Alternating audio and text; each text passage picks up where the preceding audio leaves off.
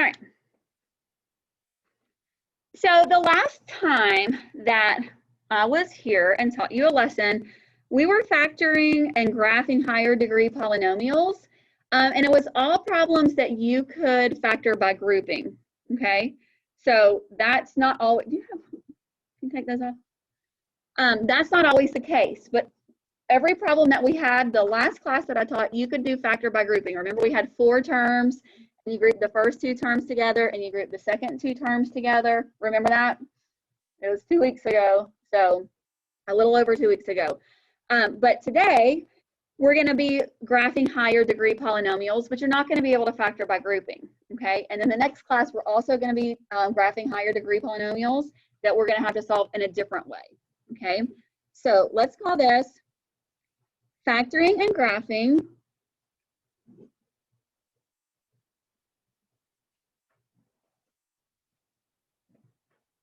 higher degree polynomials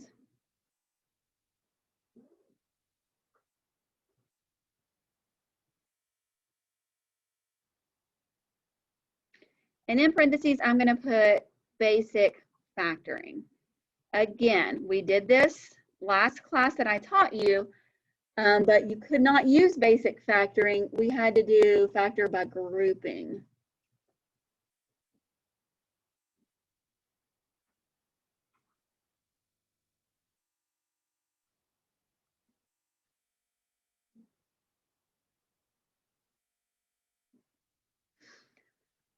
So my first example,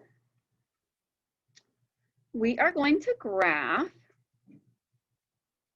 x cubed minus 2x squared minus 3x. X cubed minus 2x squared minus 3x.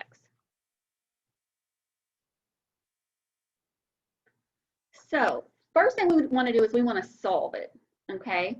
We could also determine like the end behavior right now. We can determine the number of zeros. We can determine all of that stuff. So can anybody tell me what the end behavior is going to be? My first term is a positive, a is positive, and your exponent is odd. It will be down up. Good job. And how many solutions are we going to have? 3. And remember, your solutions tell you the number of times your graph can cross the x-axis. That's the maximum number of times. But if any of your zeros are the same number, then it won't cross that many times. That's the maximum number, correct? So one of our most important things that we need to find is, where does the graph cross the x-axis? So we have to solve it in order to be able to determine where it crosses the x-axis. So in the last lesson, again, we used factor by grouping. Well, you have to have 4 terms to do factor by grouping. Okay, do we have 4 terms here? No, how many do we have? 3 terms. X cubed is a term, negative 2x squared is a term, negative 3x is a term. So let's make a little note of that. There's not 4 terms, so we can't do factor by grouping.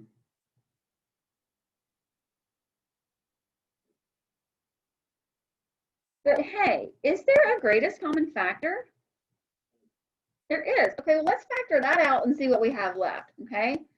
So I'm going to say, notice there's a GCF of x. Factor it out.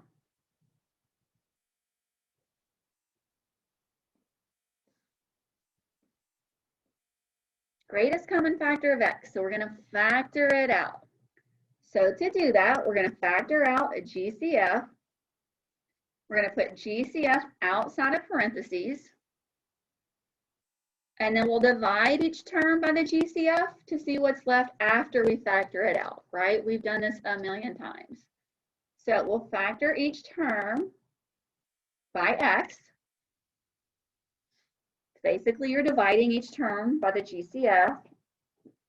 Whatever you get after you divide is what's left in parentheses. So what's x cubed divided by x? X squared, right? You had 3 x's, you took 1 out, you have 2 left. So x squared. What's my sign? Negative. Because a negative divided by a positive is a negative. Can somebody get that? Thank you. And 2x squared divided by x is 2x. I had 2 x's, I took 1 out. Right, and then your last term, negative 3x divided by x is negative 3. You have a pass, ma'am? So now what's inside parentheses is a quadratic. Where's your pass? Okay. What's inside parentheses is a quadratic, right? Do we know how to factor quadratics?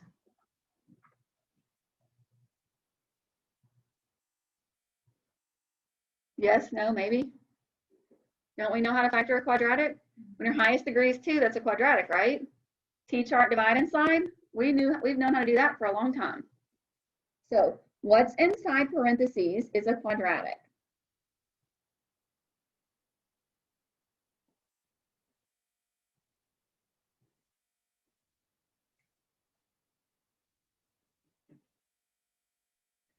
We can use T-chart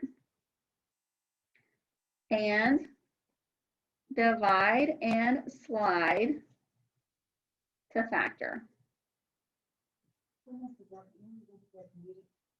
Who is it from?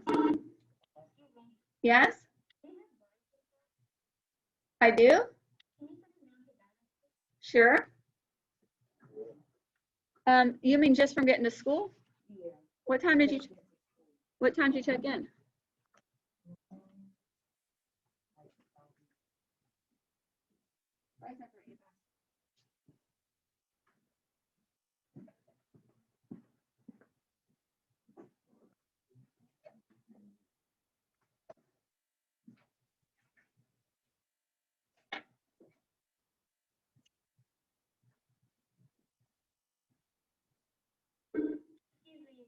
No problem.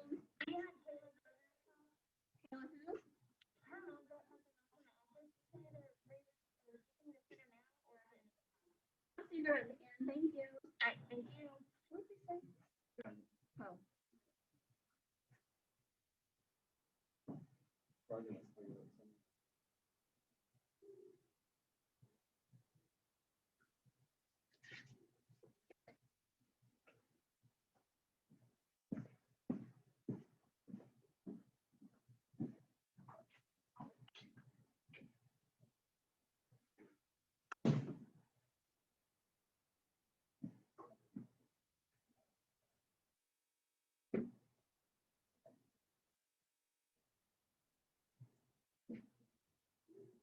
No, they haven't worked on either.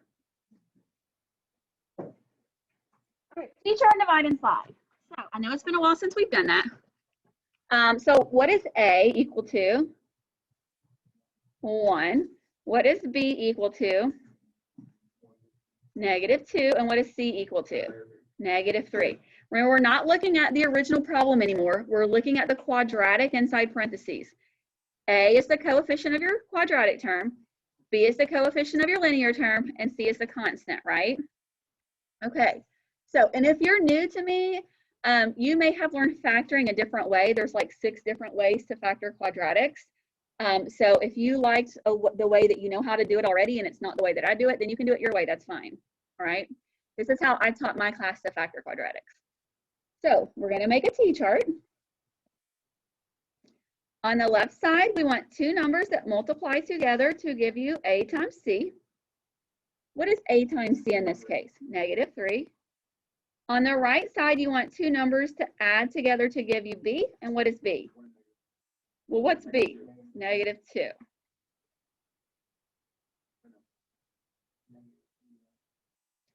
Okay, so you're saying that -3 times 1 is equal to -3. That's true. But we want to see what -3 plus 1 is equal to. -2. Does that work? They multiply together to get -3 and they added to get -2, right? Perfect. So go back up to your problem. Remember your greatest common factor, bring it down. Make 2 sets of parentheses. The variable being used in the problem, in this case, is x. That's going to be the first term in each set of parentheses. The second term in each set comes from the t-chart. What numbers worked on both sides? Well, there was a -3 and a +1. You don't put what they were equal to. No, you could put the +1 in the first set and the -3 in the second set. That's fine. I did bring that down. Okay, so now don't forget we have to divide and slide. And what are we dividing and sliding by? Which is what in this case? Whatever A is equal to. A is equal to +1, and you only divide or slide what's in parentheses, not the GCF. So if you divide by 1, does anything change? No, it's when A is some other number that it's going to change, right? So your factors are x, x minus 3, and x plus 1. Well, just to remind you, can you keep your face covered, please? All right, so once we have factored, what do we do to solve? Remember, we're using factoring to help us solve. Set each factor equal to 0, exactly. And how many solutions should we have? 3. Remember, your number of solutions comes from your degrees. So 3 degrees should be 3 solutions, right? So we have 3 factors. X is a factor. Set it equal to 0. There's one of your solutions. X minus 3 is a factor. Set it equal to 0. If you solve for x, yep, you get 3. There's another solution. Set x plus 1 equal to 0. Solve for x, and there is your other solution. You have 3 degrees, means you should have 3 solutions. Do any of them have a multiplicity other than 1? No, because remember, multiplicity is how many times does a solution occur. Each of these solutions only occurred once. So we now know where the graph's going to cross the x-axis. It's going to cross at 0, +3, and -1. So let's get that set up.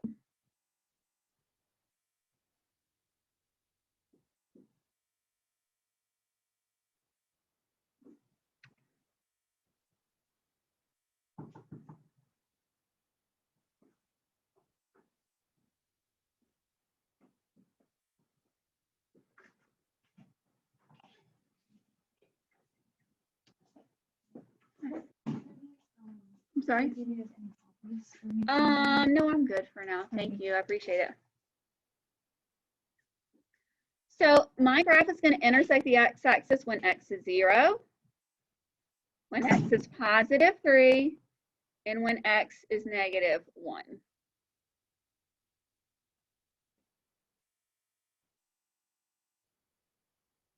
Remember, 3 degrees means we're going to have 3 solutions. A lot of students forget about that greatest common factor. Well, a lot of times that greatest common factor is going to give you a solution. If it's just a number, if your GCF was like the number 3, well, 3 doesn't equal 0, so that wouldn't give you a solution. But if it has a variable in it, you're going to get a solution from it. We already said the end behavior was down and up, right? You need to go back and review that. When you have an odd degree, it's either going to be up, down, or down, up.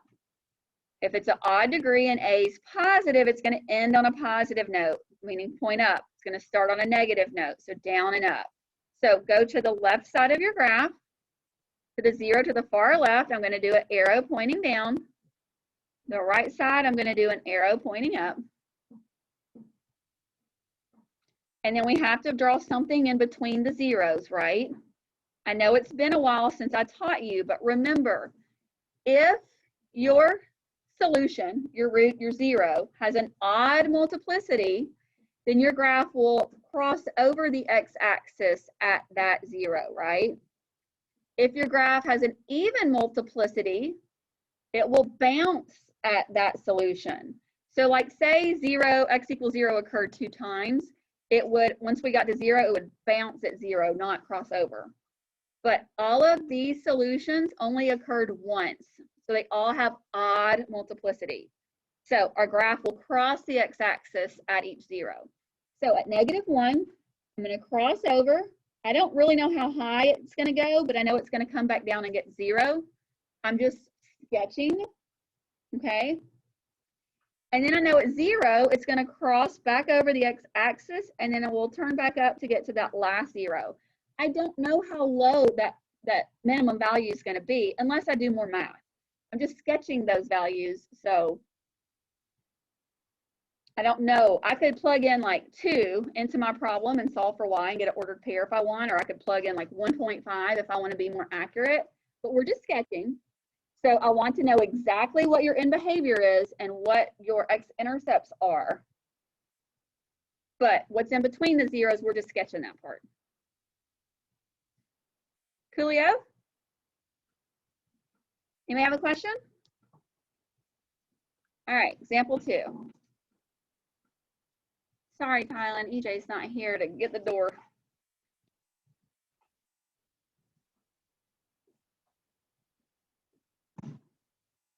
The pass.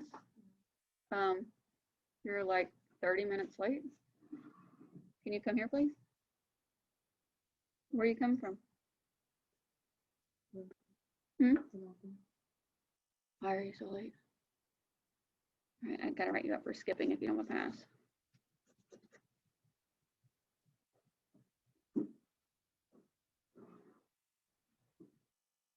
All right, example 2.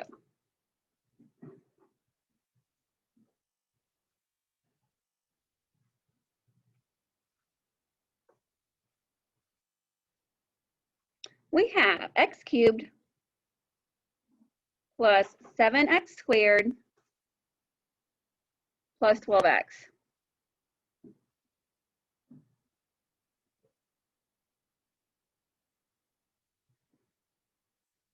We're going to graph it.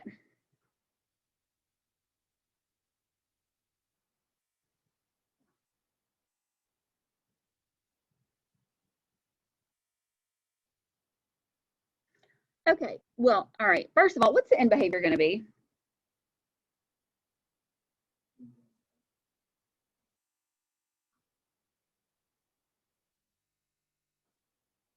Down and up? Down and up. Correct. Just like on the last one, down and up. A is positive, and your exponent is an odd number. So we know odd is opposite directions.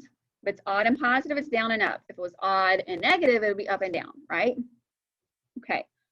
I need to figure out what my x-intercepts are. First of all, what's the maximum number of intercepts I'm going to have? 3, right?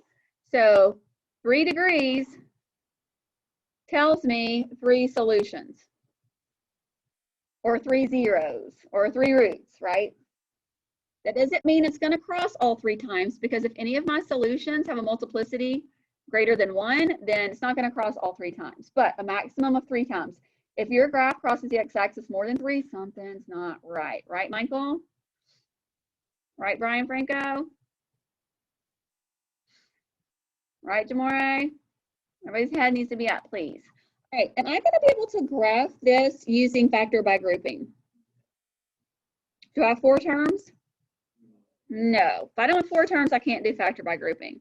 I do have a GCF though, right? What's my GCF? X. So let's factor it out and see what's left. Because remember, the way that my problem is to begin with, it has 3 degrees. Well, you can't do T-chart divide and slide with 3 degrees, okay? That's only for quadratics. Quadratics are 2 degrees. Well, I have a greatest common factor of x, so let me see what happens when I factor it out. What's x cubed divided by x? X squared. Positive 7x squared divided by x. Positive 12x divided by x. What's inside parentheses? Isn't that a quadratic? 2 degrees, right? Well, if I have a quadratic, if it's factorable, I can use T-chart divide and slide. Is every quadratic factorable? No, it's not. If it's not, we could do quadratic formula or completing the square, correct?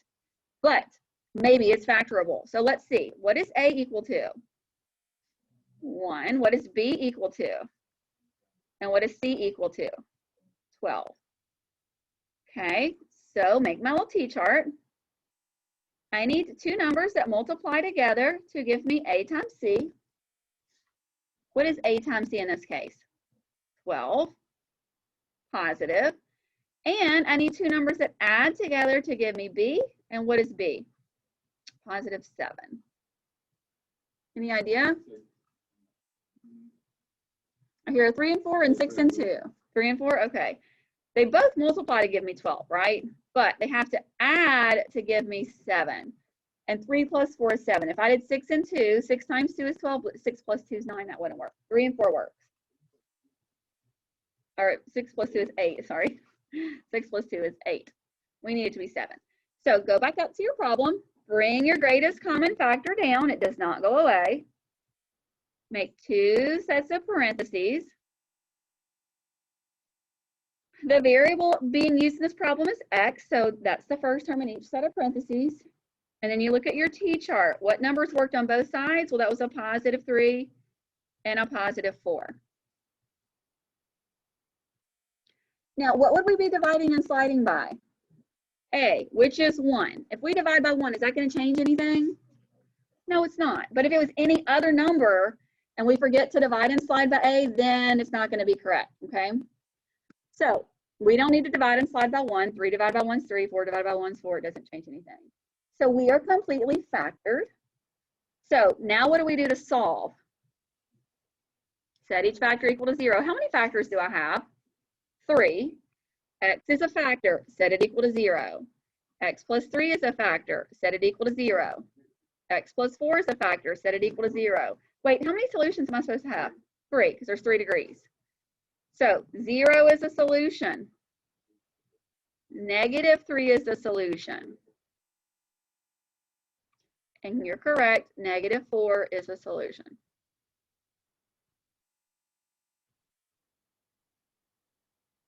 So my solutions, my roots, my zeros, remember those all mean the same thing, is where my graph crosses the what? X-axis. So let me go ahead. I'm going to draw my X and my Y-axis.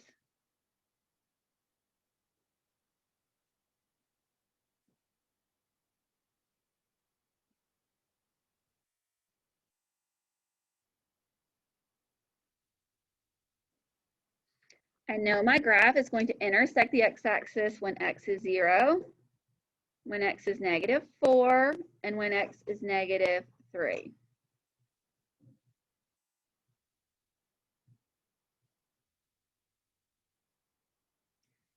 We said our end behavior was down and up, correct? Down and up. So the left side's going to point down, the right side's going to point up.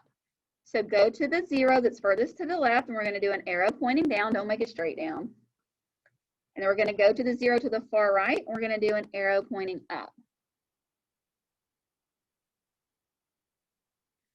Each of my zeros only occurred once, correct?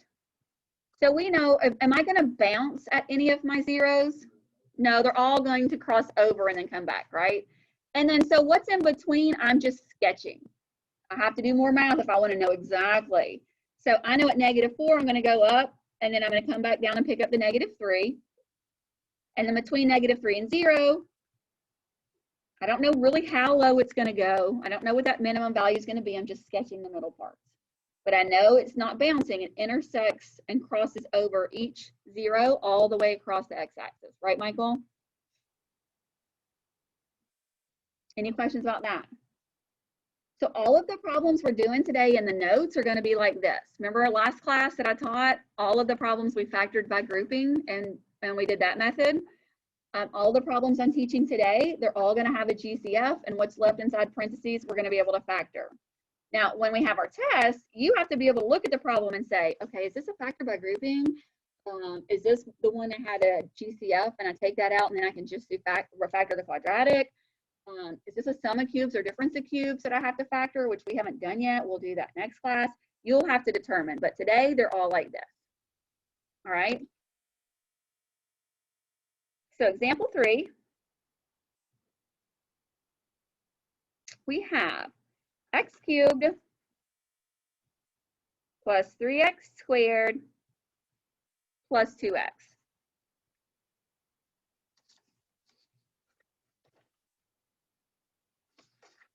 All right, first of all, what's my end behavior going to be? down and up, down and up. As x approaches negative infinity, y approaches negative infinity. As x approaches positive infinity, y approaches positive infinity.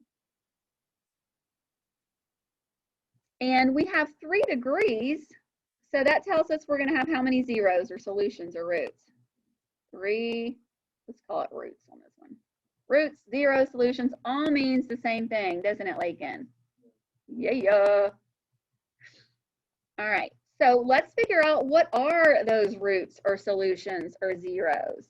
Am I going to be able to factor by grouping here? Do I have 4 terms? Nope, so no factor by grouping. I do have a what? GCF of x, so let's factor it out. So I'll divide each term by the GCF. And whatever's left will go inside the parentheses. So what's x cubed divided by x? X squared. What's positive 3x squared divided by x? Positive 3x. Positive 2x divided by x? Positive 2.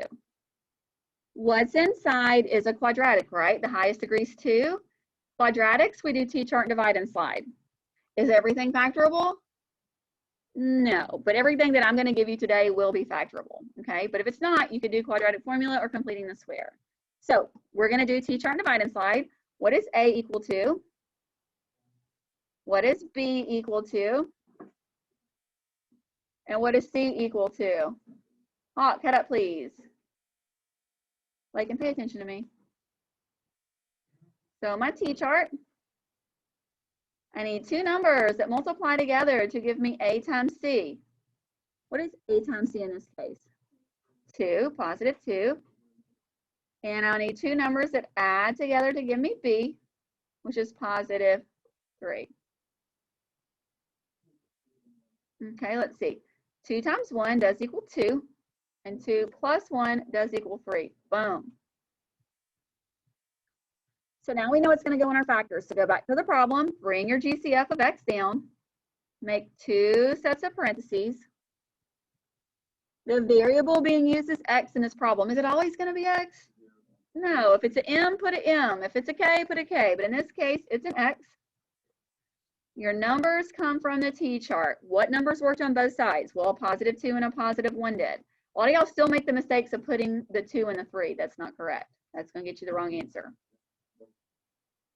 Do I need to divide and slide on this one? No, because A is 1, it won't change anything. If A is any number other than 1 and you forget to divide and slide, it won't be right. So now that we've factored, we're going to solve by setting our factors equal to 0. X is a factor, set it equal to 0. X plus 2 is a factor, set it equal to 0.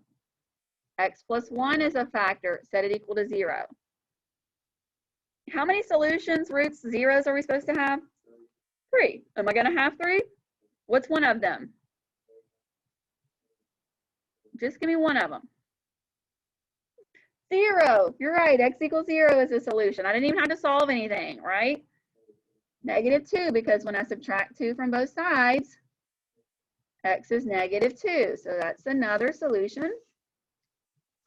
And then, yes, my other solution will be negative 1, because when I solve for x, I got to subtract 1 from both sides, so x equals negative 1.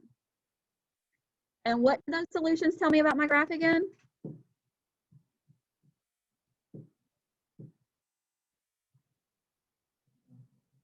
What do these 3 numbers tell me about my graph? Where they cross the x-axis? Exactly, the x-intercepts. So I'm going to draw my x and my y-axis.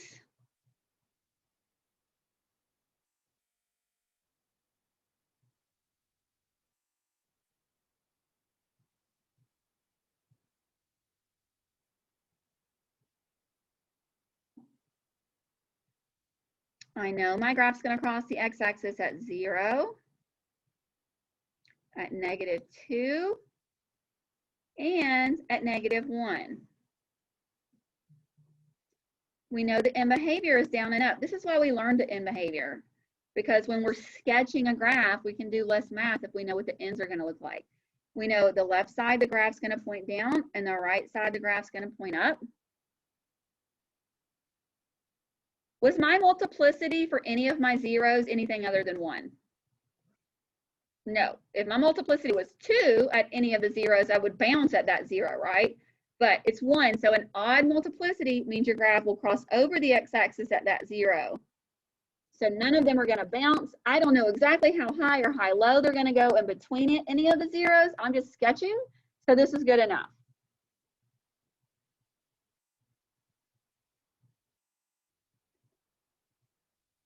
Anybody have questions about that?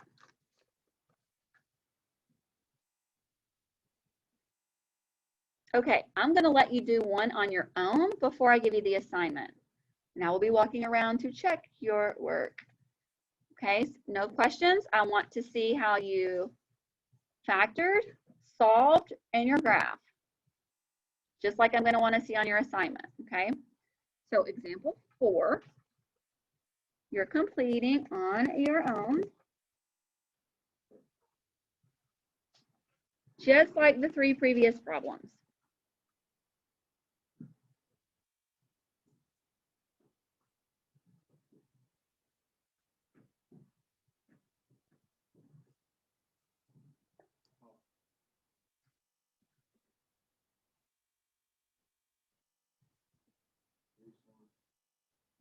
Lakin, worry about yourself.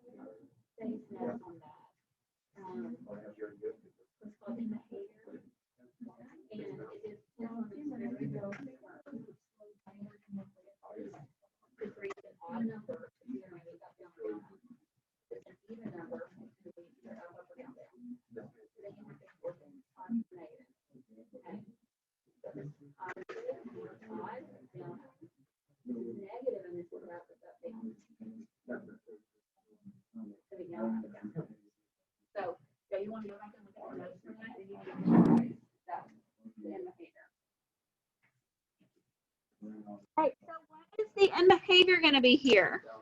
Down and up. Down and up. And how many zeros are we going to have? What? No. Zeros are also called roots or solutions. 3, because there are 3 what? 3 degrees tells us 3 solutions. Same thing as 3 zeros, 3 roots, right? Are we going to be able to do factor by grouping? No, because there's not 4 terms. There's only 3 terms. Is there a greatest common factor? What is it? X. So let's factor out a GCF of X. And when we do that, you divide each term by the GCF. What's left is what goes in parentheses. What's x cubed divided by x? What's negative 6x squared divided by x? What's my sign? Negative 6x. What's positive 5x divided by x? Positive 5.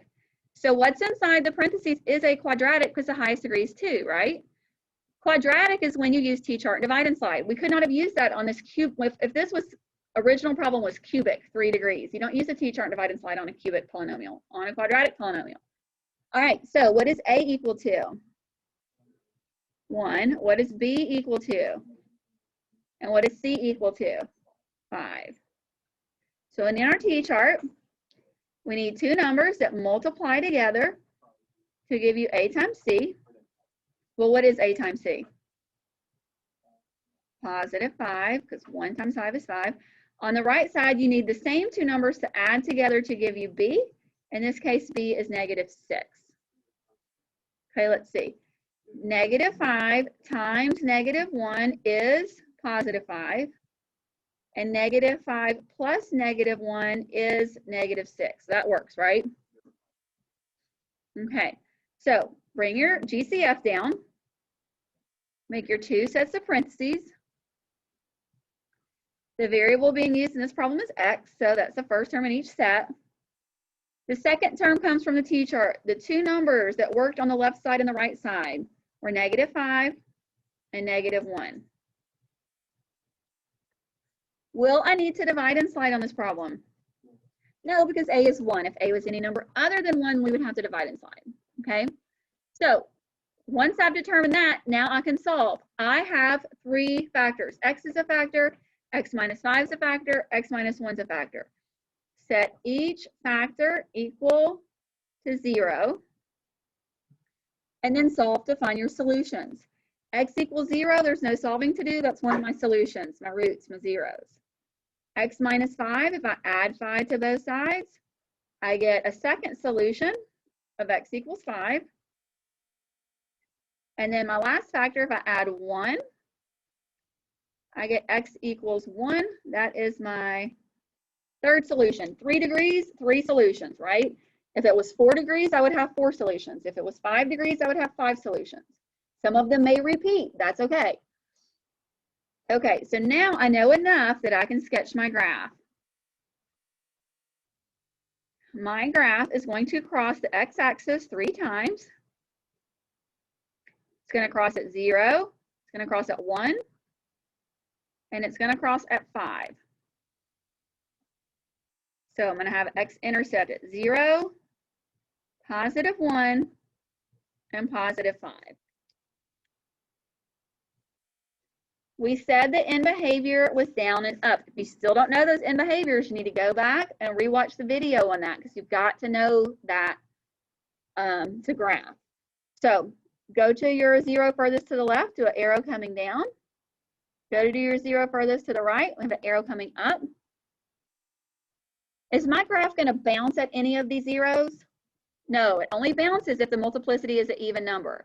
The multiplicity for each of these is 1, so it's all odd multiplicity, right? So it's going to cross at each 0. So from 0 to 1, I don't know how high it's going to go. And from 1 to 5, I don't know how low it's going to go. I'm just sketching, trying to make it look smooth. And there you go. Anybody have a question on that? Okay, so I'm going to give you your assignment now, 3 whole problems. I need to see this work for every problem.